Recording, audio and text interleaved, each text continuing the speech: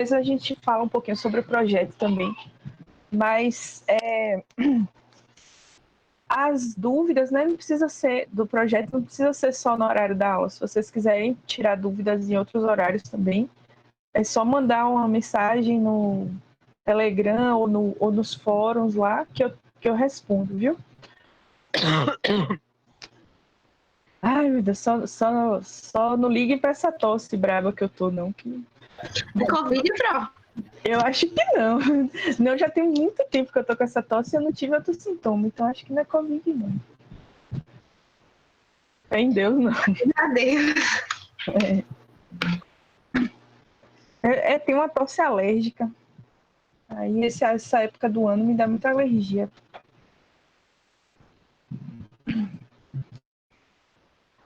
Então vamos lá, né? Estão preparados? Todo mundo aí assistindo? Viram a tela? Sim. Pronto, eu vou começar. Então vou falar sobre a parte introdutória, né, dos sistemas prediais de coleta e transporte de águas pluviais. Né? Não se preocupem, quem não viu ainda as outras aulas de esgoto não tem relação um assunto com o outro, não. Até porque o sistema que a gente usa no Brasil é o sistema separador absoluto. Então a gente tem um sistema de disposição para água de esgoto e um sistema para águas pluviais. Então são sistemas independentes. Então o sistema de águas pluviais é um sistema bem diferente do outro. Nem tão diferente assim, porque os dois têm a premissa de trabalhar como canais, né? Como sistemas em que a ação da gravidade é que faz o deslocamento da água. Então, a equação de Manning que a gente usa, né, para esgoto. Se bem que esgoto a gente fala que usa a equação de Manning, mas na prática, no dimensionamento, a gente usa o HC, né, aquele método do unidade Hunter de contribuição que nem utiliza essas partes de fazer contas com as equações de Manning, não é nada disso. Mas é porque esse método dos UHCs é o método mais utilizado mesmo na prática, nos projetos que a gente vê.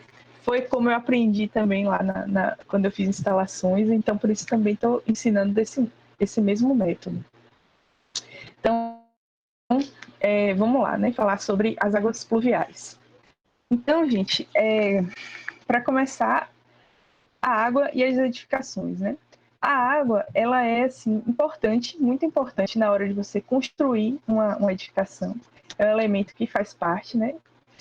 Mas, ao mesmo tempo, também é um dos elementos mais danosos. Não sei se eu já dei essa estatística aqui para vocês, mas cerca de 75% das patologias que acontecem nas instalações, não, nas edificações de uma forma geral, são devido a problemas nas instalações hidráulicas, né? Então, é a água, né, que entra em contato com os materiais construtivos e acabam deteriorando e causando as patologias. Então, a água é um dos elementos mais danosos para a durabilidade e a vida útil das construções. Então, é uma relação de amor e ódio, né, com a água. Então, é importante a gente fazer o esgotamento dessas águas pluviais para evitar os vários tipos de problemas que podem acontecer, né? Como, por exemplo, a erosão do solo ao redor da edificação e essa erosão causar recalque no terreno e, de repente, a edificação apresentar rachaduras por conta disso, ou se não for feita a coleta de água direitinho dos telhados, essa água ela pode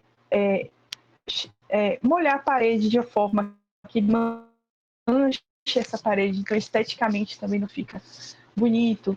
Então tem vários problemas, né, que podem acontecer se a gente não remover essa água de chuva, não dar um destino adequado para essa água de chuva.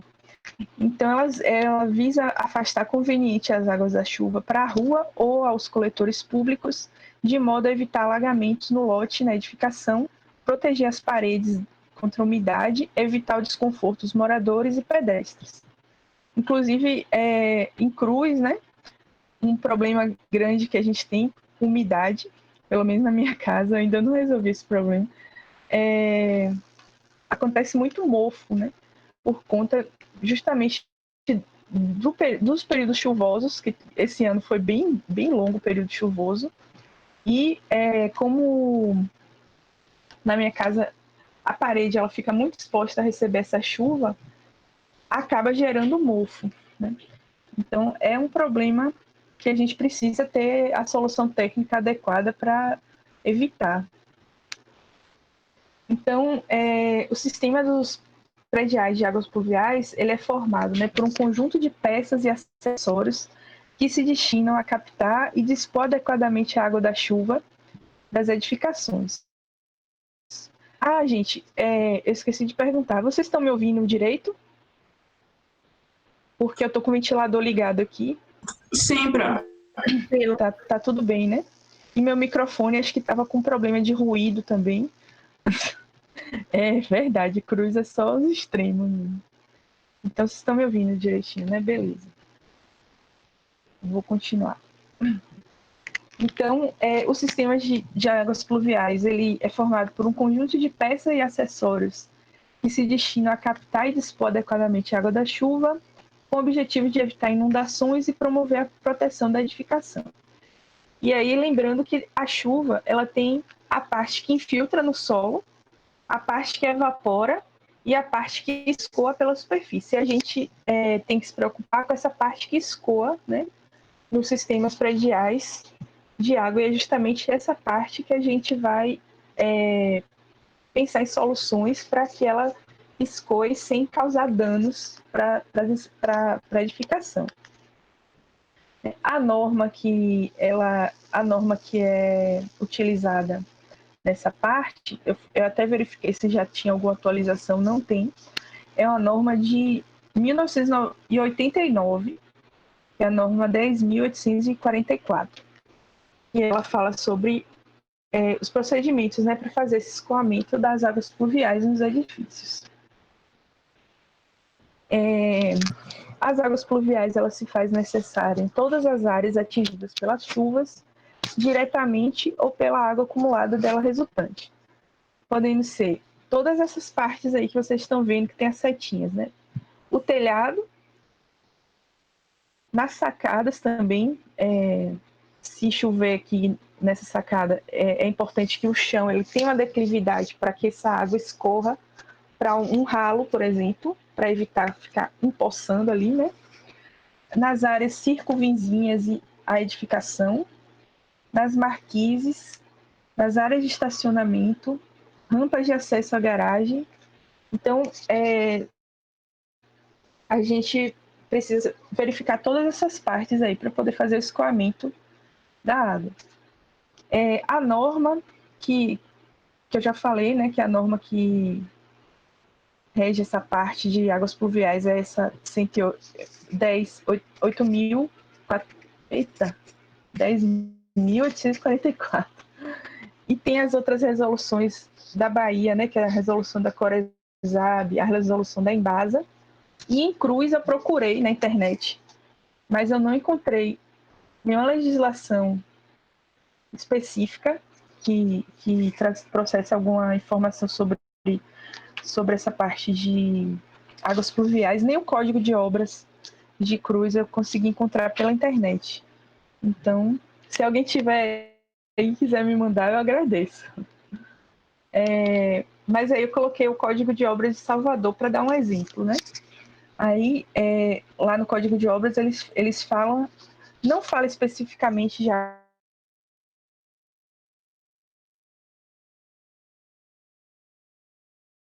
pluviais, passa mais perto, ela fica menos profunda no solo, então as pessoas às vezes acabam ligando mesmo na parte de drenagem, principalmente porque fazem as obras sem consultar o engenheiro, né? Não tem muito conhecimento, e muita gente faz isso por ser mais fácil, né?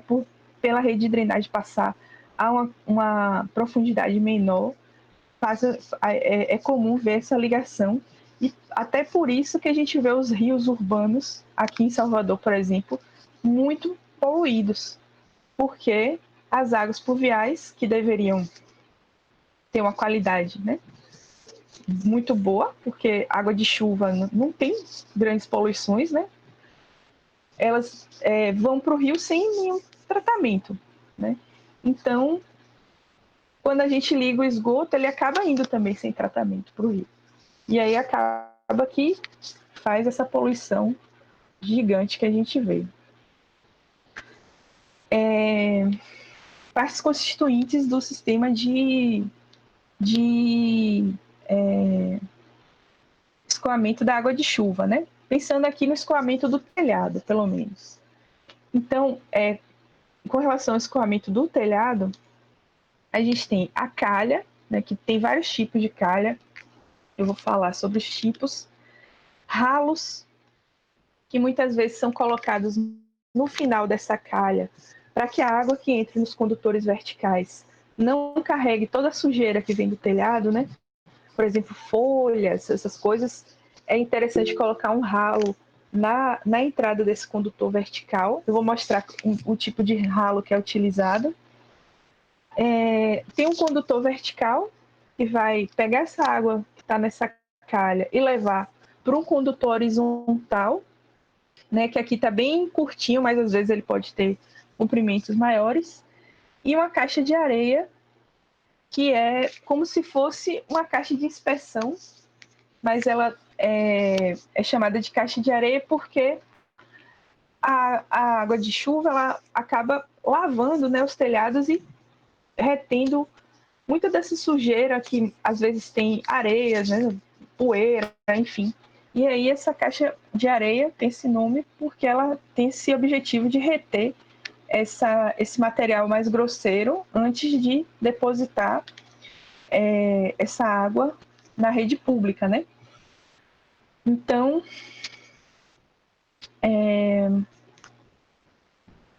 vamos lá, né? Depois eu vou falar mais sobre cada uma dessas partes constituintes.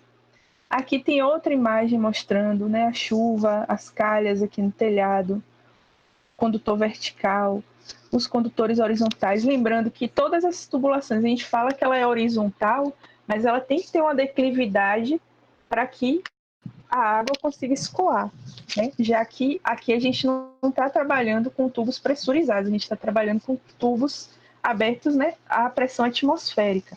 Então, para fazer esse deslocamento da água, precisa ter um desnível. E aí, esses condutores horizontais levam para a sarjeta, né, que pode cair diretamente no ralo ou ser ligada por baixo aqui para o ralo, tá vendo?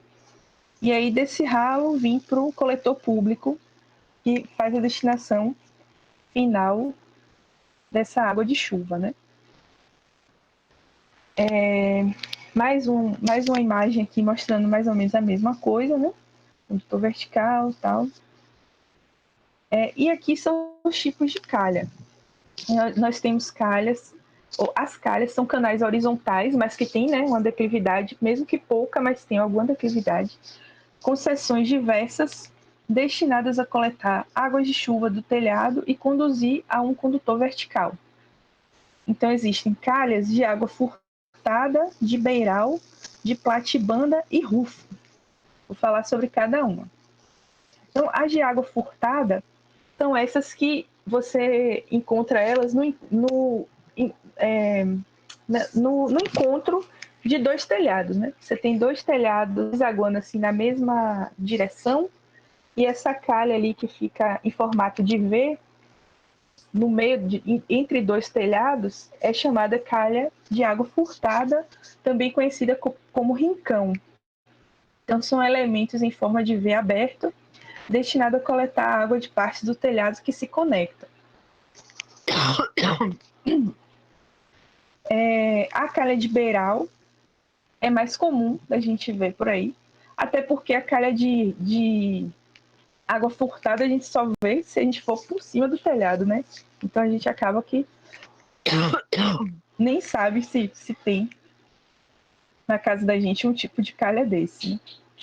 Né? As calhas ficam aqui no beiral, que é na parte da extremidade do telhado, né?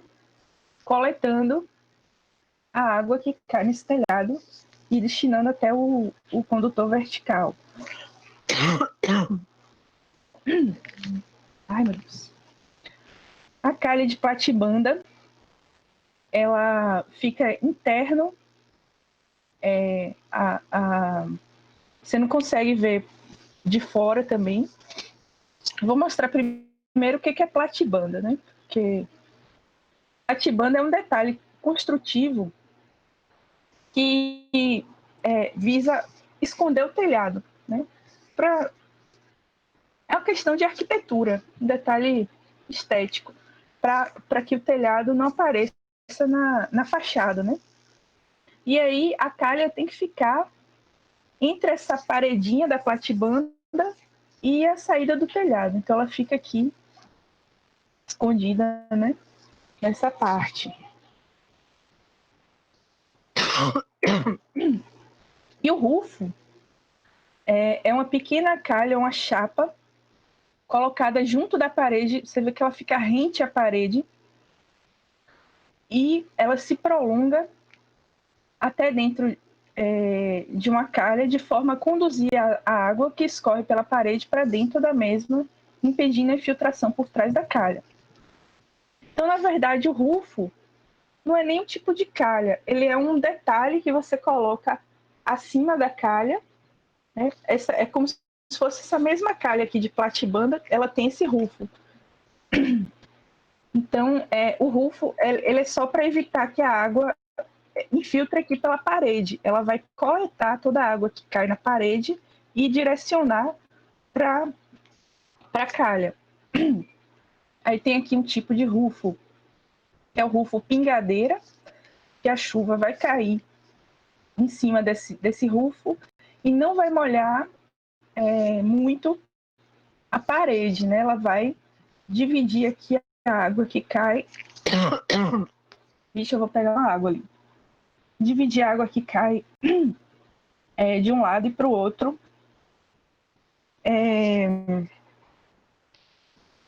Evitando danos à parede.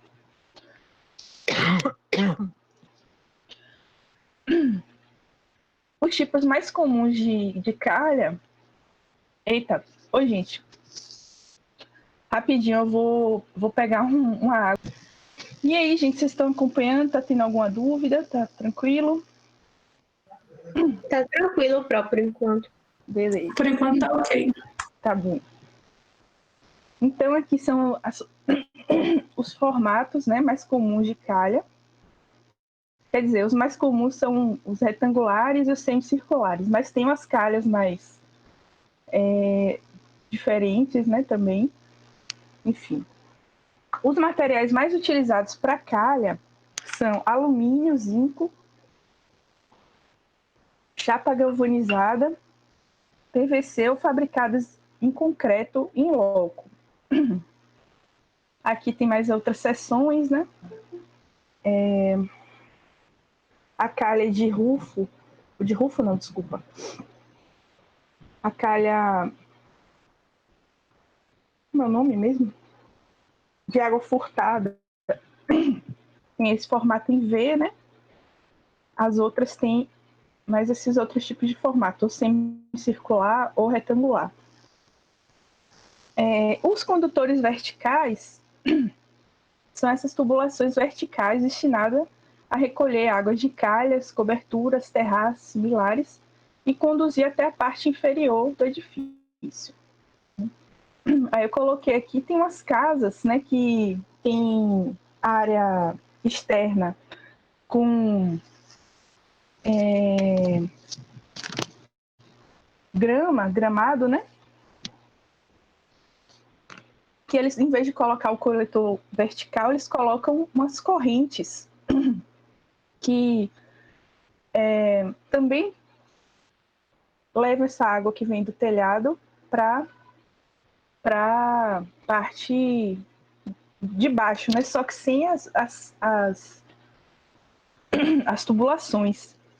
Mas aí, no caso, a parte que fica no chão, ela tem que ter um preparo para poder drenar essa água, né? Então, tem que ser feita uma vala de escoamento, né? Com brita, com manta drenante, e depois essa vala é coberta com terra para que essa água tenha um direcionamento. Na hora que ela cair ali, ela vá ser direcionada para a rede pública, né? Ah, sim, aí só para fazer uma interaçãozinha, eu coloquei uma pergunta: como é a calha de sua casa? Aí eu vou mandar vocês responderem lá no Mentimeter. O código é 1480, verdade. Tem muito caso de extravasamento. E em Salvador esse problema é sério, até porque vários professores já comentaram isso em sala de aula, que a questão da poluição dos rios é muito devido a isso, essas ligações clandestinas às redes de águas pluviais, que o pessoal liga o esgoto às redes de águas pluviais.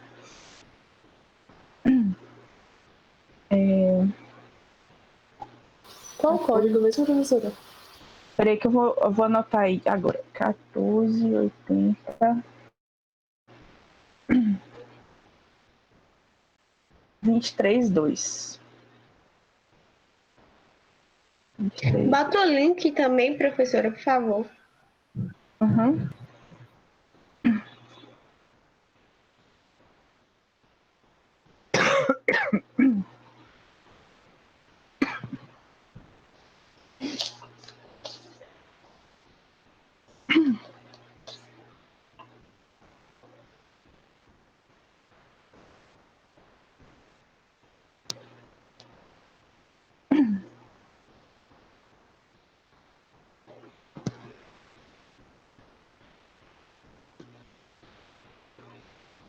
Gente, tem um monte de gente que não tem calha.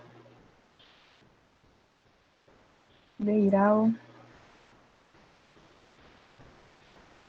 Seria esse estilo de casa que tem um telhado, que tem uma área gramada.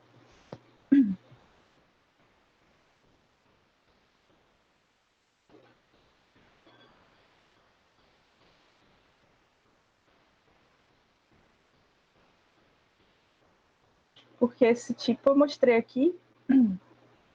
Cadê?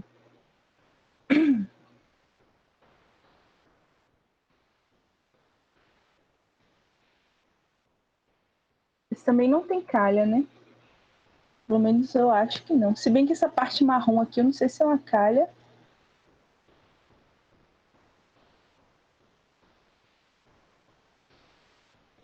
De repente até é.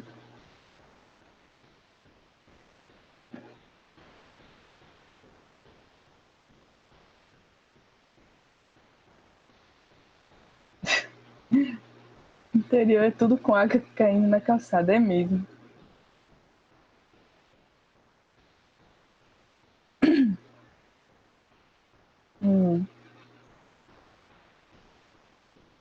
Quantas pessoas responderam? 16. Hoje tem pouca gente assistindo a aula. 24.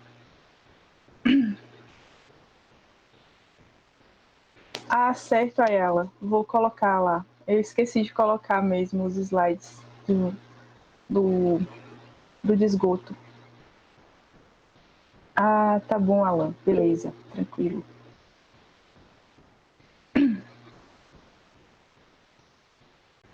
Então, a maioria não tem calha.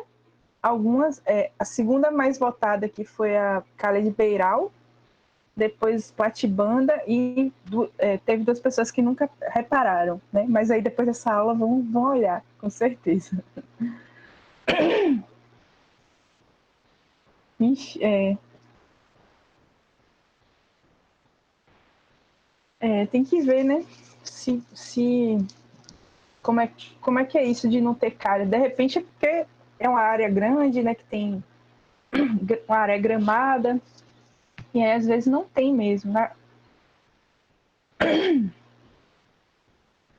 Mas o ideal é ter a calha para evitar, né, um empoçamento na hora da chuva.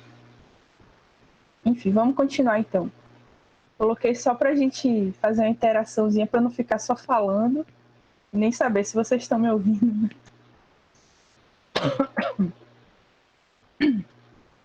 Sim, como eu estava falando lá naquela parte que eu falei do ralo, que tem no final da calha, às vezes é colocado um ralo para evitar a entrada de folha nessa tubulação vertical, a entrada de materiais mais grosseiros. É esse tipo de ralo aqui, que é chamado ralo abacaxi, ou um ralo hemisférico. Ele evita, né, a entrada desses materiais mais grosseiros na tubulação vertical, que seria a tubulação mais difícil de você limpar.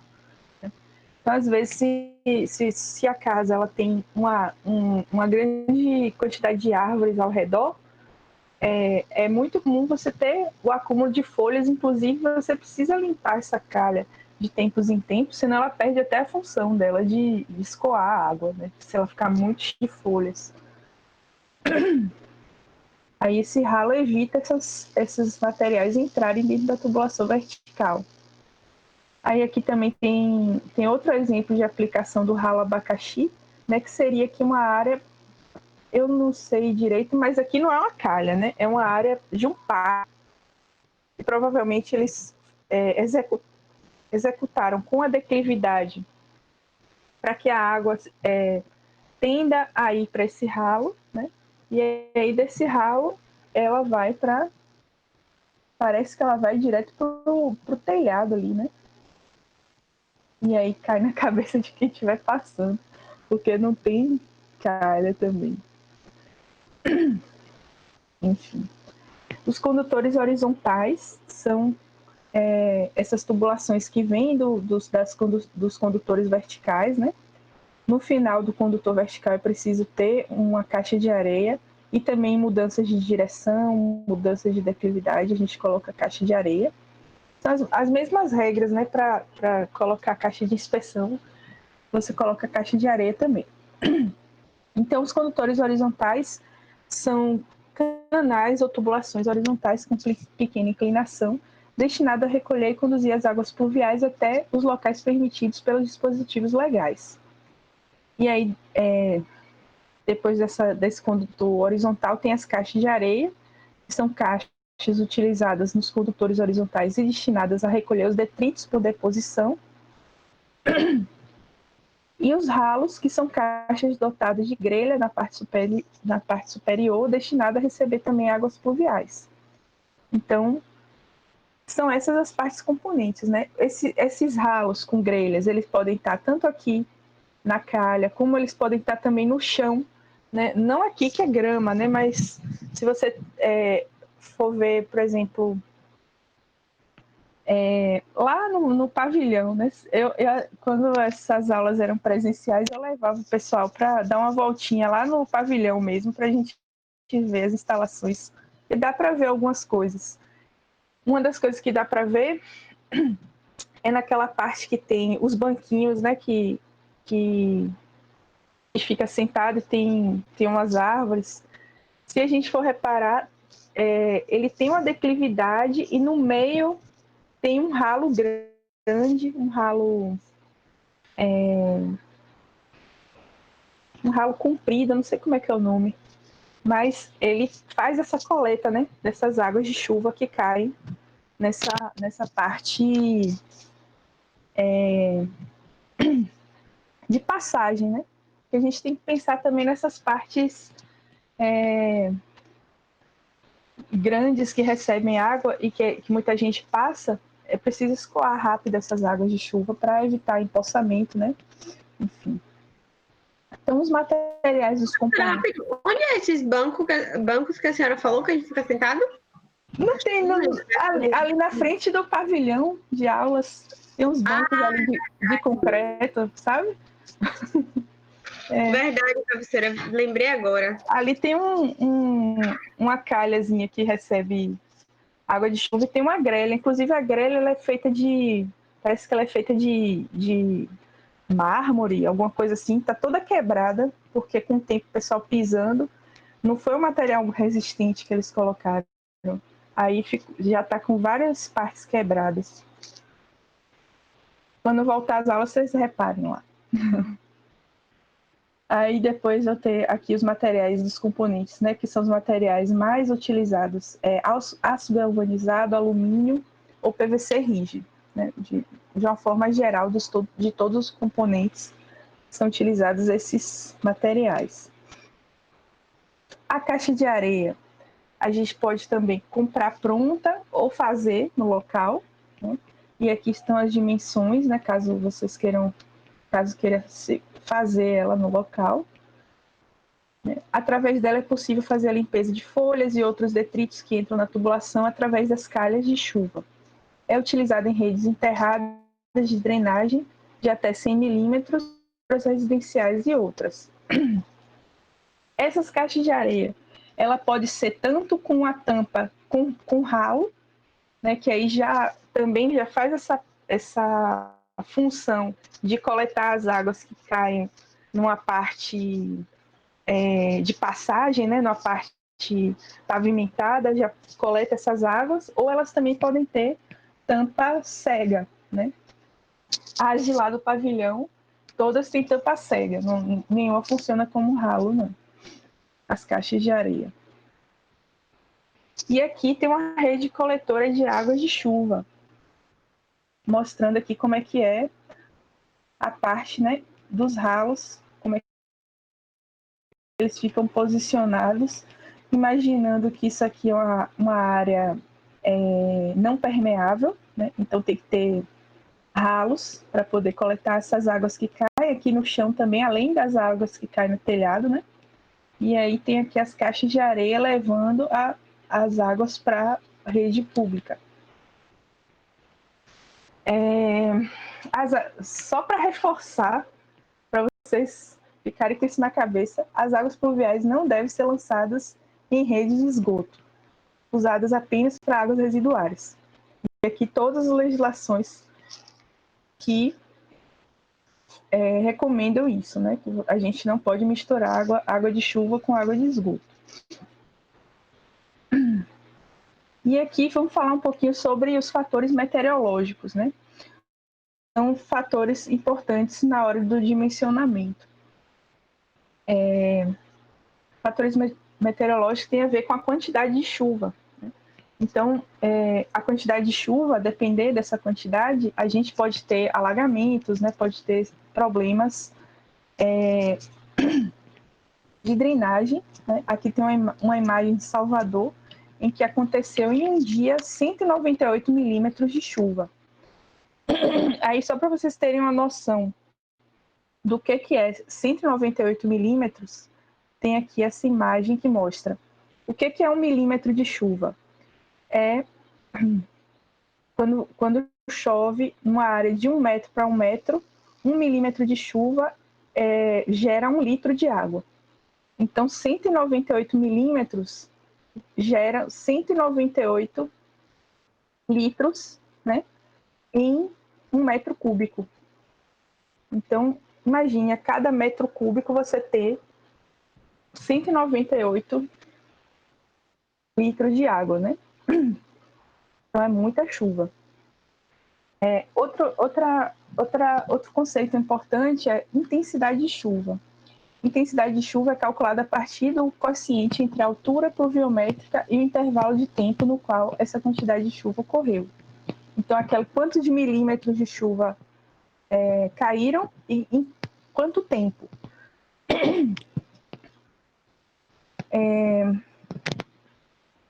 Para a gente dimensionar as soluções de drenagem, né, das águas pluviais, a gente tem que pensar em chuvas com grande quantidade de chuva em tempos pequenos, né, que seriam chuvas intensas que ocorrem em tempos curtos. Às vezes, em 5 minutos, você tem aquela chuva que cai 200 milímetros de chuva em 5 minutos. O dimensionamento é feito pensando nesses casos mais extremos, a depender do nível de exigência que você tenha, de tolerância que você tenha em ficar com empoçamento ou não. Então, intensidade pluviométrica é a quantidade de chuva que ocorre em unidade de tempo. O tempo de recorrência é o intervalo estimado entre ocorrências de igual magnitude de um fenômeno natural, e o tempo de concentração se refere à duração da chuva.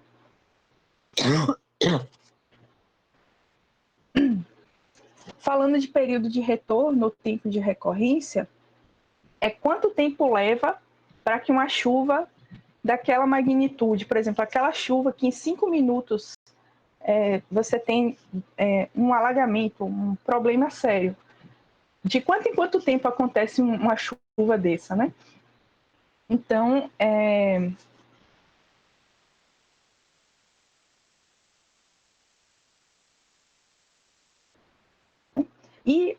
isso é um problema na engenharia atual, um problema atual, porque com as mudanças climáticas que a gente já está vendo elas acontecerem, né? Não é mais assim, quando acontecer as mudanças climáticas. As mudanças climáticas já são a realidade. Esses períodos de chuva estão ficando cada vez mais menos espaçados, né? Período de recorrência. E esses regimes de chuva estão mudando muito rápido. Inclusive, essa norma ela é de 1989. Né? Então, esses números que a gente encontra nessas normas, eu não sei não se a gente pode confiar muito, porque já aconteceram muitas mudanças no clima desde 1989 para cá. Mas, enfim, novos estudos precisam ser feitos nessa área para levantar informações mais recentes, né, com relação a isso. Então, o período de retorno é o período de tempo em que um determinado evento hidrológico é igualado ou superado pelo menos uma vez. O T, que é o período de retorno, é um parâmetro fundamental para a elaboração de projetos que envolvem drenagem, como no caso dos projetos de águas pluviais, de edificações.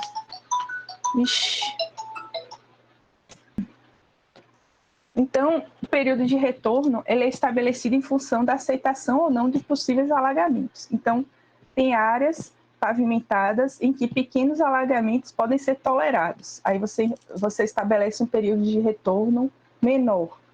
Coberturas e terraços, você tem um período de retorno que você pode escolher. Coberturas ou áreas onde pequenos alagamentos não possam ser tolerados, aí você precisa ser mais rigoroso nessa escolha do período de retorno. Né? Os períodos que a norma traz é 1 ano, 5 anos ou 25 anos. O tempo de concentração é o tempo necessário para que toda a área da bacia onde a chuva incide contribua para o escoamento superficial na seção de saída. Então, geralmente, o tempo de concentração que é utilizado para estabelecer os eventos climáticos de referência para esses projetos é de 5 minutos. Né? E para as construções, ou para a tubulação de águas pluviais, esse tempo de concentração está relacionado com a área de construção da edificação, e não essa área toda da bacia. Né? Todo mundo aqui já pegou hidrologia? Deixa eu ver vocês aí. Não, Pro. Não? Eu não.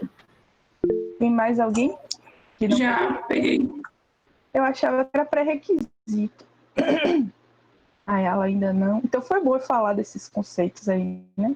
Vocês vão reforçar esses conceitos aí depois em hidrologia. Eu falei bem rápido, porque para mim até era um pré-requisito da disciplina. Depois eu vou até olhar a ementa do curso de novo para ver. É pré-requisito?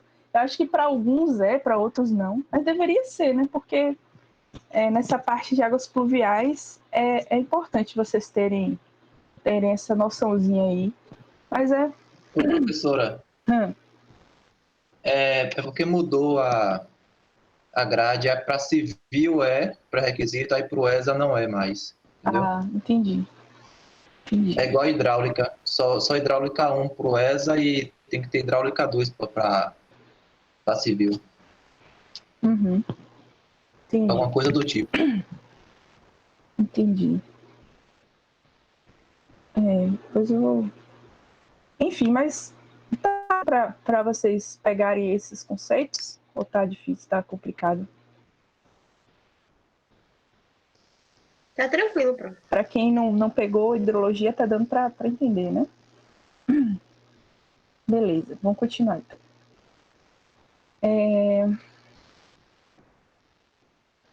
Então, a norma ela traz essa tabela aqui, uma tabelona com várias cidades e as intensidades pluviométricas de chuvas intensas, né? Que são aquelas chuvas que em 5 minutos você tem aquela grande quantidade de chuva e qual é o período de retorno dessas chuvas para essas cidades, né? Sendo que, lembrando que isso daí é de 1989 e nós estamos aí vivendo as mudanças climáticas que já são a realidade. A determinação da intensidade pluviométrica para fins de projeto deve ser feita a partir da fixação de valores adequados para a duração da precipitação e o período de retorno. Toma-se como base os dados pluviométricos locais.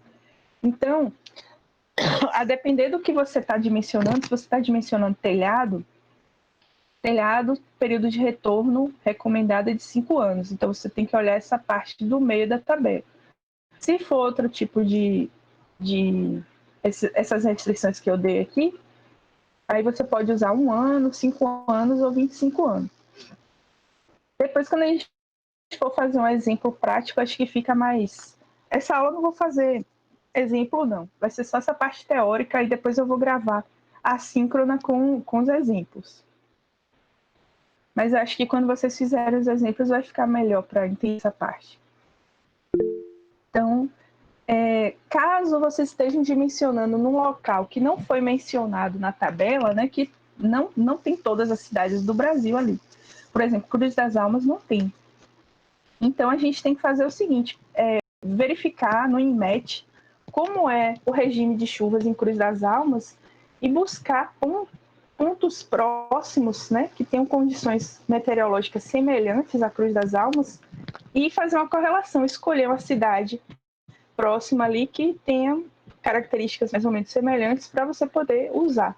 Ou então, se vocês estiverem fazendo projeto aqui na Bahia, eu recomendo que vocês procurem esse livro do Jorge Eurico, foi meu professor lá da UFBA.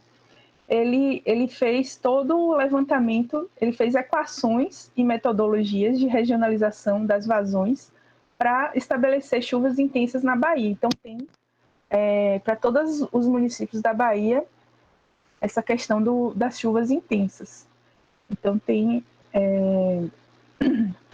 vocês podem consultar esse livro. Para pequenas residências, né, construções de até 100 metros quadrados de área de projeção horizontal, salvo em casos especiais, a gente pode adotar uma intensidade pluviométrica de 150 milímetros por hora, independente de onde a gente esteja. Se for uma pequena residência, a norma fala que a gente pode adotar uma intensidade de 150 milímetros por hora. Claro que salvo em casos especiais, né? Se você estiver dimensionando uma casa na Amazônia, que é um lugar que chove pra caramba, eu acho que não deve usar essa intensidade pluviométrica tão padronizada, né? Então, a depender de onde você esteja, né? Se não for um lugar assim reconhecidamente conhecido como um lugar muito chuvoso, né? Então, você pode adotar essa intensidade de 150, que a norma ela permite. Área de contribuição, né? Para a gente calcular a vazão de água de chuva, a gente vai ter que ter essa intensidade pluviométrica e a área de contribuição. A área de contribuição ela é a área de cobertura ou de paredes que contribui para o volume de chuva ser escoado. Então, vai ser a área do telhado e as áreas das paredes que recebem também a chuva e que também precisam ser drenadas, né? Então, vai ser a área da cobertura, projeção horizontal e os incrementos devido à inclinação dessa cobertura e os incrementos devido às paredes que interceptam. Então, a área de contribuição vai ser a soma de todas essas áreas. Só para vocês ficarem sabendo, quando alguém fala assim, esse telhado tem 2 águas, significa que ele tem duas direções em que a água escorre. Então, ela tem esse telhado aqui, ele só tem uma água, porque ele só tem a água escorre só nessa direção. É um jargão técnico utilizado para dizer quantas direções que a água de chuva escoa naquele telhado. Então, a área de contribuição, o vento também, ele precisa ser adicionado no cálculo, né? Principalmente em locais que tenham ventos muito grandes. Então, ele deve ser considerado na direção que ocasionar a maior quantidade de chuva interceptada pela superfície. Aí a norma ela dá esse ângulo fixo para a inclinação da chuva que cai sobre uma superfície. Olha que aplica isso. E aqui são as vários tipos de possibilidades de superfícies e como é que a gente calcula a área dessa superfície para poder calcular a área de contribuição, né? Então, gente, a parte teórica foi isso, né? Acabei aqui essa parte. E aí, como é que vocês estão? Entendeu? Tranquilo? Aí ela não entendeu bem o período de retorno. Então, é porque assim, quando a gente estabelece um período de retorno mais alto, por exemplo, uma chuva intensa que só acontece a cada 25 anos. É uma chuva intensa. Se a gente for olhar a tabela de chuvas intensas aqui, uma chuva intensa que acontece a cada 25 anos, ela tem valores maiores do que as que acontecem a cada 1 ano ou que acontece a cada 5 anos. Então, você está sendo mais... Você vai ter uma vazão maior se você adotar uma intensidade pluviométrica dessa maior. Então, você vai ter que ter tubulações com diâmetros maiores, entendeu? Então, você está dimensionando, pensando nessa possibilidade dessa chuva grande acontecer, dessa chuva maior possível acontecer, entendeu? Então, esse é o conceito de período de retorno. Você vai dimensionar utilizando chuvas intensas com período de retorno bem elevados para que você esteja seguro caso aconteça, né, uma chuva dessa magnitude ali para aquele projeto. Entendeu? Beleza. Então é isso, gente. Agora eu posso deixar uma meia horinha aí para a gente conversar sobre o projeto ou tirar alguma dúvida a mais aí que tenha ficado na aula.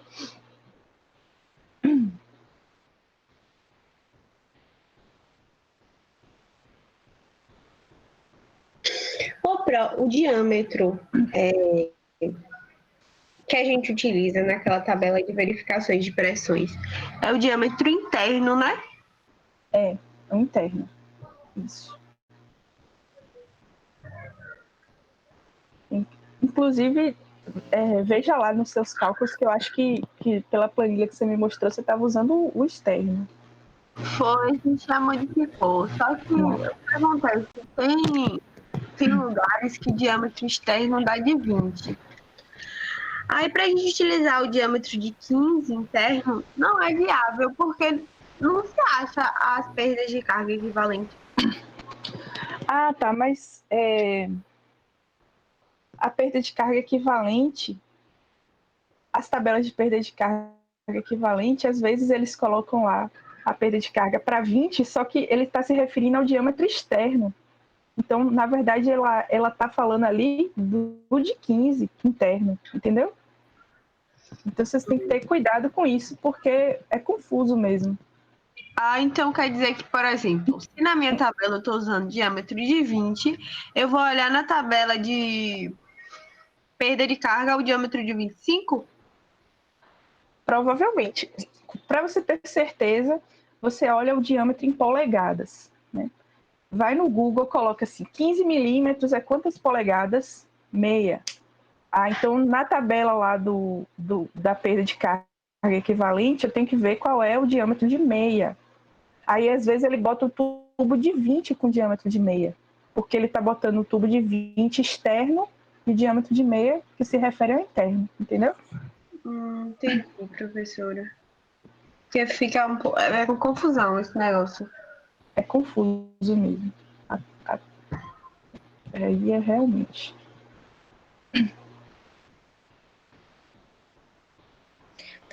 Uma outra dúvida é sobre os registros. Como que eu vou saber quais registros eu coloco e os lugares? Que a gente estava com essa dúvida. Por exemplo, a gente colocou um no banheiro, né, que precisava ter, e um na saída do reservatório. É suficiente? Nas colunas, você precisa colocar também, que seria aquele registro geral que a gente tem em casa, né? Por exemplo, quebra uma pia no banheiro, aí você vai ter que desligar o registro geral para consertar, senão vai ficar jorrando, né? Às vezes, nessas casas lá em Cruz, de aluguel, o pessoal, para economizar, não coloca registro, e quando você tem que trocar uma torneira, tem que tomar um banho também, né? Porque não tem registro geral. Mas, teoricamente, é interessante para cada ambiente você ter um registro geral, para você poder fazer isso, né? Então, cada coluna você tem que ter um registro geral. Na saída do reservatório, no chuveiro, um registro de pressão, né? Para regular o chuveiro. Eu acho que é isso. Tem que ver na norma se tem mais alguma recomendação, mas na saída do reservatório, nas colunas, para poder... O registro geral é o registro de gaveta? De gaveta, porque o registro geral ele funciona ou completamente aberto ou completamente fechado, né? Você não precisa ficar regulando vazão do registro geral. Você ou quer que ele fique aberto ou quer que ele fique fechado. Então não tem necessidade de você colocar um registro de pressão, porque vai causar uma perda de carga bem maior se você colocar um registro de pressão. Então, um registro de gaveta ou um registro de esfera tem perda de carga mínima. Então é melhor você escolher um desses. Registro globo e registro de pressão são a mesma coisa? São. Pronto, muito obrigada. Nada.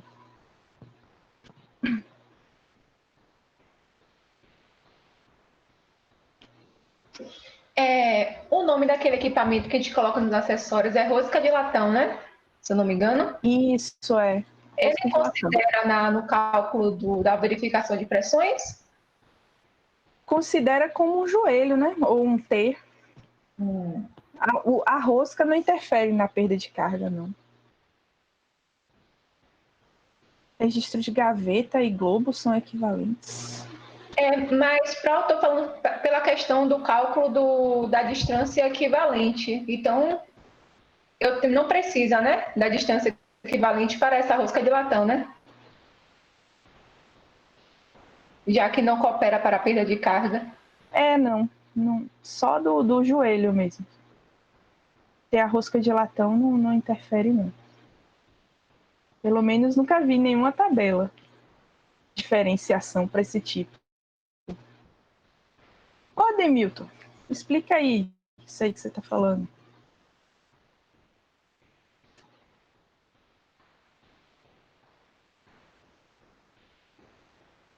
Registro de gaveta.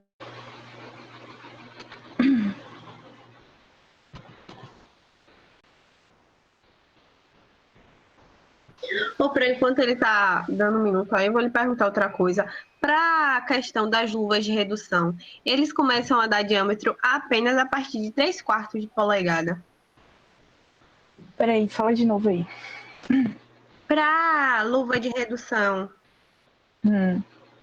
só começa a ser disponibilizado a partir de 3/4 de polegada. Ixi.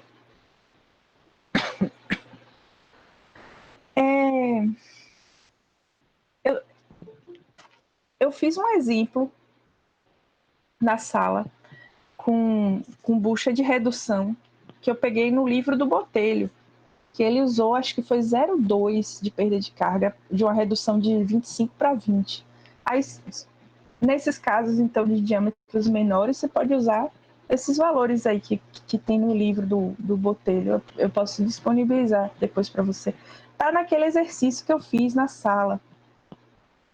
Na sala, tô achando que eu tô na sala de aula.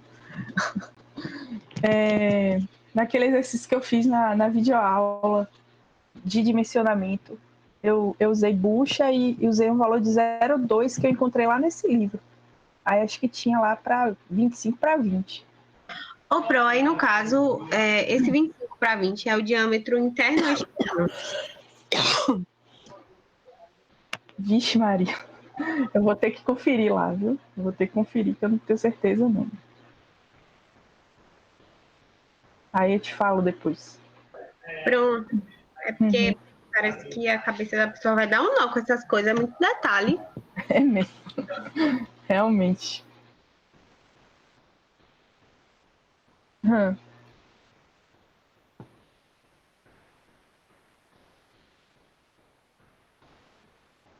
Hum. Até onde eu sei, que eu já ouvi falar, para mim eram iguais. Para você não?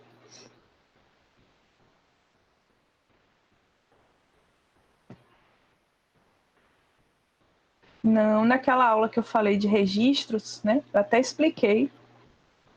O registro de gaveta ele tem um funcionamento e o globo tem outro.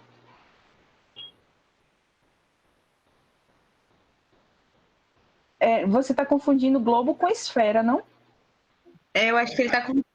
É porque esfera, globo, é tudo redondo, né? Eu também às vezes confundia. Mas não, é diferente. O de esfera é aquele que tem uma esfera dentro e o globo é o de pressão. Depois vocês olham lá, volta lá naquela aula que eu mostrei os registros para vocês verem. Não façam por aquela forma. Todo mundo errou aquela questão de perda de carga que eu fiz na lista, porque aquela fórmula ela não dá o comprimento equivalente, ela dá em KPA, eu acho.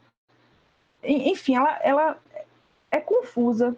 Eu acho melhor vocês olharem na tabela para evitar errar. Tá? Mas caso vocês queiram usar a fórmula, venham conversar comigo para ver se a gente chega a um consenso de como é que usa aquela fórmula, para vocês não errarem de novo no projeto. Qual fórmula, professora? Não, é porque eu acho que a Ademilton está falando ali que o registro de pressão tem que calcular. Não sei se vocês estão lembrados, mas teve uma questão lá na primeira lista de exercícios que eu pedi para vocês calcularem a perda de carga no registro de pressão. E aí todo mundo errou essa questão lá na lista. Aí, para evitar o erro, eu acho melhor vocês usarem o comprimento equivalente do registro de pressão, que é o mesmo registro globo que tem nas tabelas, do que fazerem por aquela fórmula ali que deu muita confusão. Aquela fórmula. Mas se alguém quiser usar a fórmula, vem conversar comigo para ver se a gente entende como é que usa, porque senão vai errar de novo.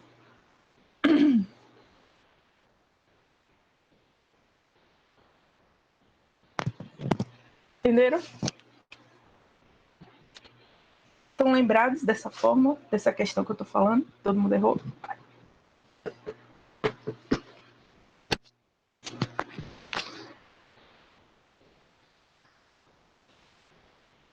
Professora, eu não vou mentir, eu não tô lembrada não, viu? Mas é porque minha memória... Deixa quieto, na dúvida, use o comprimento equivalente do registro global de pressão na tabela.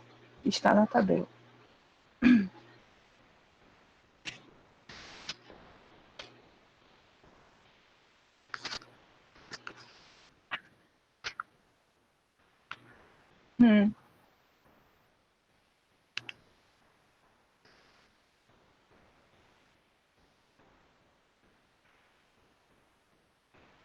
Posso, eu fiz até uma apresentação de slide. Botei lá no Siga. Não sei se vocês viram, mandei para vocês no fórum. Mas eu abro aqui a apresentação rapidinho para vocês verem. Estão vendo aí? Exemplos das partes gráficas do projeto. Estão vendo? Sim, tá, abriu aqui. Pronto. A planta baixa, né? Que eu quero que vocês mostrem um reservatório, vocês colocam a projeção do reservatório e como é que as tubulações se encaminham pela planta, né? Como a planta de vocês é uma pequena residência, dá para vocês fazerem dá para a gente ver toda a extensão do barrilete, né? Vocês podem fazer, em vez de cortar, como essa daqui cortou, vocês podem colocar vendo toda a extensão do barrilete aqui, por onde vai o barrilete e por onde entram as colunas de água fria. Com relação aos isométricos, eu coloquei aqui um exemplo que eu achei que ficou legal. Vocês precisam colocar os diâmetros, né, nas tubulações, as cotas, para poder saber qual é a distância. A que distância vocês colocaram os ramais do chão. E na parte de cima, né, o comprimento das tubulações, vocês, em vez de colocar cota aqui para não ficar muito poluído o desenho, vocês colocam só um H e aqui o tamanho da tubulação. Um H e o tamanho da tubulação. E aí vocês também podem fazer uma legenda, né, colocando o que é o filtro. Pode colocar assim, o que você, por exemplo, filtro você pode ter chamado de FI, bacia sanitária você pode ter chamado de BS. Aí vocês fazem uma legenda aqui para explicar o que é cada sigla. O corte aqui mostrando o reservatório e o barrilete. Você pode fazer um corte mostrando todas as tubulações do reservatório, né? O alimentador predial, a tubulação de limpeza, de extravasão, de ventilação, o barrilete, né, por onde que ele sai no reservatório. Esse daqui está saindo por baixo, tá vendo? Para eu ver como é que está o desenho de vocês. O esquema hidráulico mostrando a bomba e a tubulação de sucção e recalque é mais ou menos isso. Vocês vão colocar um corte, né, mostrando o reservatório, que normalmente vai estar enterrado, né? A tubulação de sucção, a bomba e a tubulação de recalque. Aí é mais ou menos isso que eu quero. Essas são as peças gráficas aí que eu acho que são mínimas aí para o projeto. Certo? Deu para tirar dúvida, Ademilton?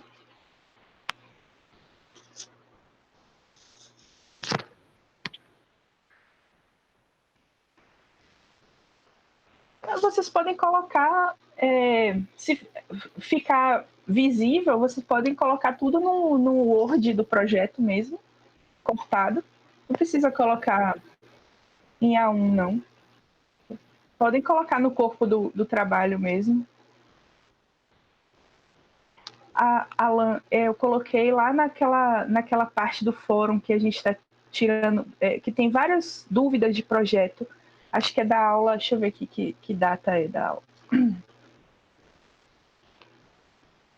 Da aula do dia 27 de outubro.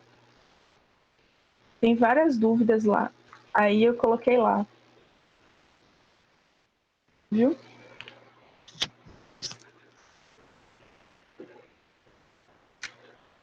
De nada.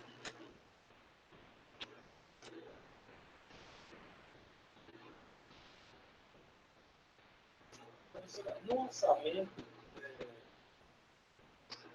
eu fiz o seguinte, eu também.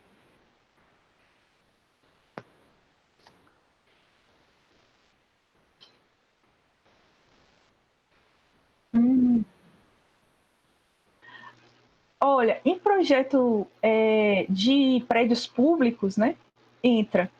Mas um projeto de residência normalmente não entra, não. Eu pedi a ela. Bicho. Precisa também. Pronto, também não vou tirar ponto, não, por causa disso. Mas só não precisa mesmo.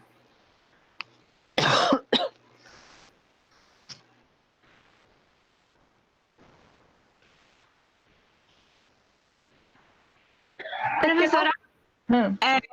licença rapidinho. Eu vou sair, viu? Porque a gente vai acabar de fazer as coisas aqui do projeto. Ah, tá bom, Gisele. Pode ir. Eu também, professora. Bom fim Tá de semana. certo, Rafael. Pra vocês também. Também, Obrigado, professora, prof. precisa sair aqui. Tá, beleza.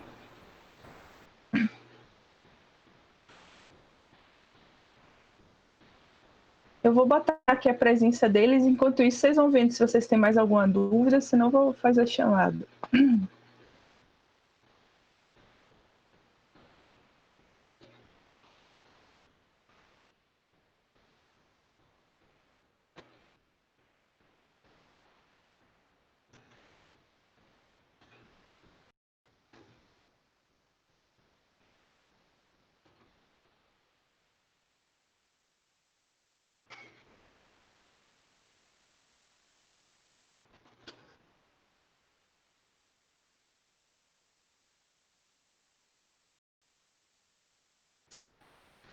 Então, por enquanto tá tranquilo. Qualquer coisa vocês falam depois, então, se vocês tiverem mais alguma dúvida. Por enquanto é tranquilo, professora. Tá certo, então. Só lembrando que eu coloquei já lá no SIGA as aulas dessa semana que eu não tinha colocado ainda. Eu coloquei hoje de manhã. Não sei se vocês viram as aulas de disposição final, né? Também com atividade já pro próximo. O programa, o AutoCAD, né? Esse primeiro contato, quando é o primeiro contato, realmente é mais difícil mesmo. O Revit, ixi, aí também eu nem sei como é, que eu nunca mexi com Revit. Tô falando.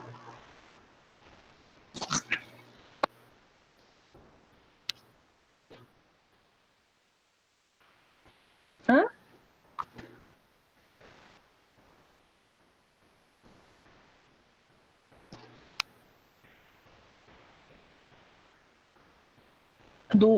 No Revit? Entendi.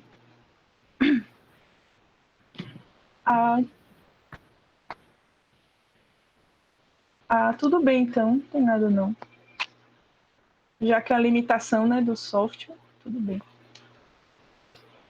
Mas o Revit normalmente é bem bom, né? Dá para visualizar bem, fica bonito o projeto no Revit.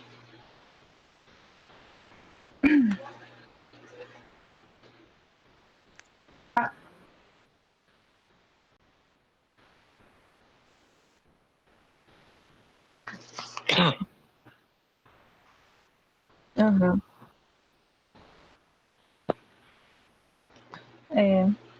Mas, só lembrando aí, tem alguns programas que fazem isso, dimensionam até. Tipo o Hydros, né? Eu sabia que dimensionava o Revit, eu nem sabia. Mas, caso vocês forem usar essas funcionalidades, seria bom vocês também fazerem na mão, porque se vocês colocarem só o resultado lá, sem o memorial de cálculos, né? Sem como vocês chegaram a esse resultado, eu não vou aceitar. Vocês têm que colocar a parte do desenvolvimento, né?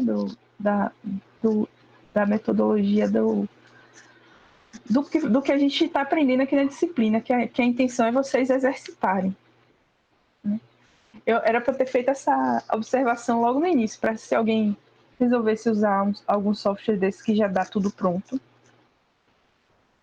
E tem que fazer também em paralelo. É até bom que já dá para comparar, né? Que se o método que a gente está aprendendo bate com os resultados que o software dá. Né? Sim, deixa eu ir vendo aqui. A Demilton está presente, a Ayala também. Ana Clara, eu vi a foto dele. E qualquer dúvida é só falar, viu? E aí, não esqueça de sair, não, para não ficar gravando até amanhã. Tchau.